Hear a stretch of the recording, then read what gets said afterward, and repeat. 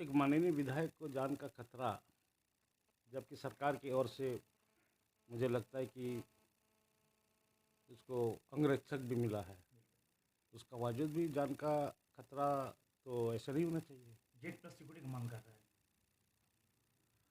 अब उनका मानसिकता क्या है, तो मैंने जितने भी मामलों में जेट प्लस सिक्योरिटी किसको मिलता है और उसको वो तो भारत सरकार उसको देती है, मुझे जहाँ तक जानकारी है। केंद्र सरकार ही उसको डिपुट करती है किसको जेट प्लस सिक्योरिटी किसको मिलना चाहिए नहीं मिलना चाहिए, ये तो भारत सरकार करती है, केंद्र सरकार करती है। तो निश्चित तौर पर उसे कड़ी से कड़ी कार्रवाई होगी। लेकिन सर हमारी आज कमेटी बन रही है और बनने के बाद पूरा ये में आ जाएगा, फॉर्म में आ जाएगा कमेटी। उसके बाद सब, चूँकि 2017 को जब यहाँ पर कानून बना, नियम बना, कोई भी पार्लियामेंट का कानून हो, विधानसभा का कानून हो या भारत का संविधान हो, भारत का संविधान को सबसे पहले केंद्र सरकार उसको मान्यता देती है और उसके अनुरूप देश को चलानी है। वही संविधान के अनुरूप हमारा राज्य विधानसभा भी चलता है और राज्य विधानसभा में भी कई नए नए समय समय पर उसका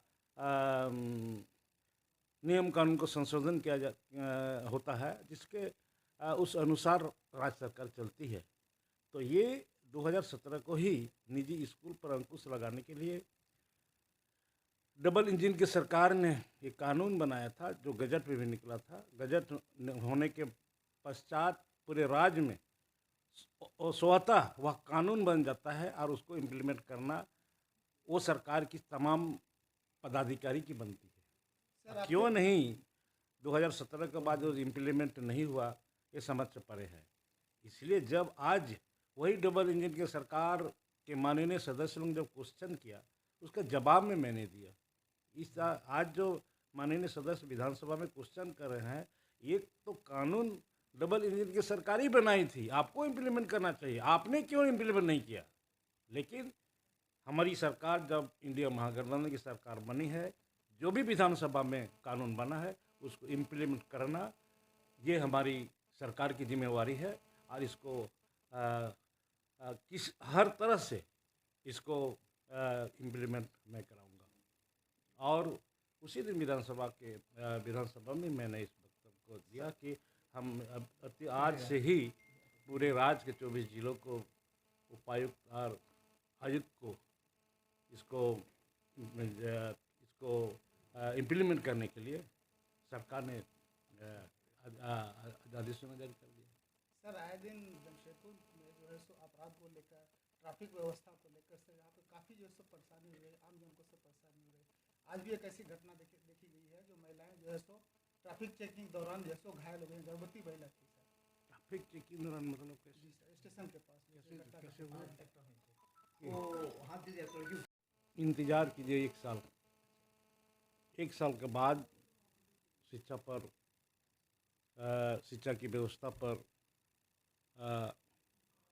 क्या सुधार हम कर पाते हैं, आपको खुद देखने के लिए मिलेगा। गैस का दाम बढ़ा तो गैस राज्य सरकार देखती है कि भारत सरकार देखती है? तो इसमें क्या विचार है आपकी, क्या राय है आपकी? बताइए। ये तो भारत सरकार की मामला है, उससे उनसे भारत सरकार की बात है। वो तो हमेशा इस झारखंड को, उनका मानसिकता ही है केंद्र सरकार के झारखंड को हम कैसे लूटें। तो अभी शिक्षा को और दुरुस्त करने के लिए नई कोई नीति आपका या कोई योजना क्या करने जा रहे हैं? आप देखते रहिए, हम लोग झारखंड राज्य को बेहतर से बेहतर शिक्षा देने के लिए हम लोग तत्पर हैं। राज्य का मुख्यमंत्री निश्चित रूप से शिक्षा और स्वास्थ्य पर उन्होंने काफ़ी वर्क सब किया है और वह काम किया है। और उसको कैसे हम यहाँ पर इस राज्य में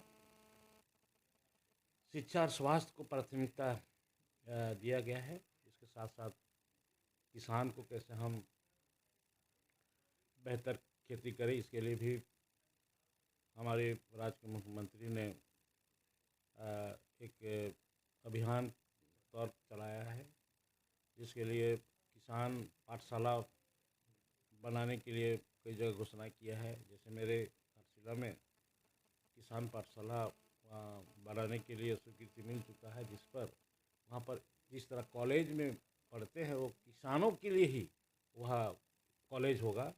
कैसे हम चाष करेंगे, कैसे हम खेती करेंगे, कैसे उसका बीज कैसे रोपेंगे, पूरे पूरे किसानों के लिए ही मतलब यूनिवर्सिटी बनने वाला है वहाँ पर। है मुल्क में जो छात्र पलायन करे दूसरे राज्य, यहाँ पे कोई नई यूनिवर्सिटी वगैरह कुछ बनाने का योजना है? पूरा यहाँ पर तो कई यूनिवर्सिटी हम लोग नया इसी विगत ये में 1 साल का पहले हम लोग 3-4 गो यूनिवर्सिटी का हम लोग स्थापना किए हैं। कई डिग्री कॉलेज खोल दिए हैं और अभी शिक्षक बहाली में भी हम लोग उसको प्रक्रिया में ला दिए हैं। हालांकि कई अड़चनें आ रही है, उसे हम लोग को कोई घबराना, हम लोग सरकार नहीं घबरा रही है। वो अड़चनें आएगी ही, हम लोग काम करते जाएंगे।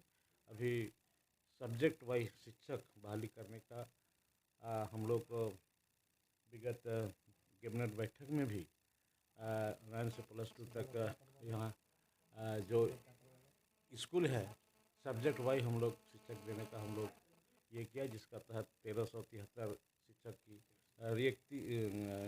नियुक्ति करने के लिए हम लोग उसको कैबिनेट में हम लोग स्वीकृति दी है। सरकार की ओर से उनकी पर्व पर हम लोग सबसे पहले उनके समुदाय के सिख समुदाय को हम उस उनके पर्व पर निश्चित रूप से उसको हार्दिक शुभकामनाएं देंगे। अब पूरे राज्य के तमाम जाति वर्ग धर्म के लोग इस पर्व में सम्मिलित होकर के उसको बेहतर रूप में हम लोग इस पर्व में हम लोग भी साथ देते हैं और हम साथ देंगे। और 86 बस्ती का मालिकाना हक मिलना चाहिए।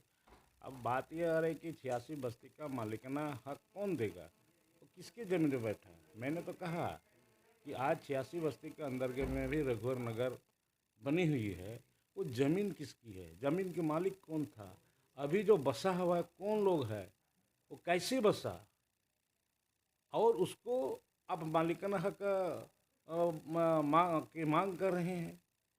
ये मालिकाना हक देगा कौन।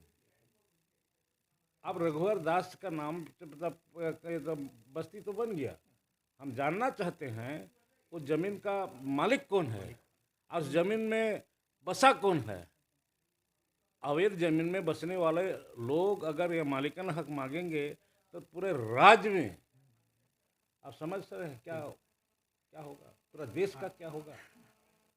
कोई चीज़ कानून से ही चलता है, देश कानून से चलता है, राज्य कानून से चलता है।